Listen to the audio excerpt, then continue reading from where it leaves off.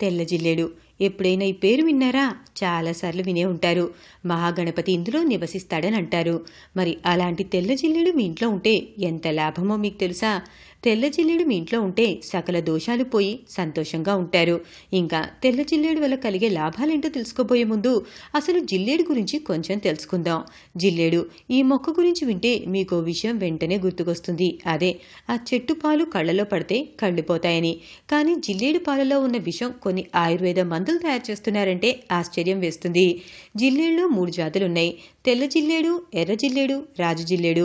తెల్ల జిల్లేడును శ్వేతార్క మూలంగా సంబోధిస్తూ ఇందులో విఘ్నాలు తొలగించే వినాయకుడు నివసిస్తాడని మన పెద్దలు చెప్తారు. శ్వేతం అంటే తెలుపు వర్ణం, ఆర్క అంటే సూర్యుడని అర్థం. శ్వేతార్కాన్ని పొందగలిగి ఇంట్లో పూజలు చేయటం వల్ల మహాగణపతికి పూజలు చేసినట్టు. ఇలా చేయటం వల్ల ఇంట్లో సిరి సంపదలు, జ్ఞాన సంపదలు లభిస్తాయి. ఇంట్లో ప్రశాంతంగా లేదని, ఎప్పుడు ఏవో గొడవలు, చికాకులు ఉన్నాయని అనుకున్నవారు ఈ మొక్కను ఇంట్లో పెట్టుకోవటం వల్ల అంత శుభమే జరుగుతుందని మన హిందువుల విశ్వాసం. మనం తులసి మొక్కను ఎలా ఇంట్లో నాటుకుని పూజలు చేస్తున్నామో అలాగే ఈ మొక్కకు కూడా ఆ విధంగానే పెంచుకోవచ్చు. జిల్లేడు మొక్కలు ఎక్కువగా ఉన్న ఊళ్ళో పంటలు బాగా పండుతాయని, దారిద్ర్యం తొలగిపోతుందని నమ్మకం. చాలా మందికి పీడకలలు పీడిస్తూ ఉంటాయి కదా. అటువంటి వారు తెల్ల జిల్లేడు మొక్క వేరును తలదిండు కింద పెట్టుకుని పడుకుంటే భయాలన్నీ మాయమవుతాయి. ఎవరైనా హాని తలపట్టినా అవి మనకు చేరకుండా వారప్రయోగాలే నశిస్తాయని చెప్పుకుంటారు.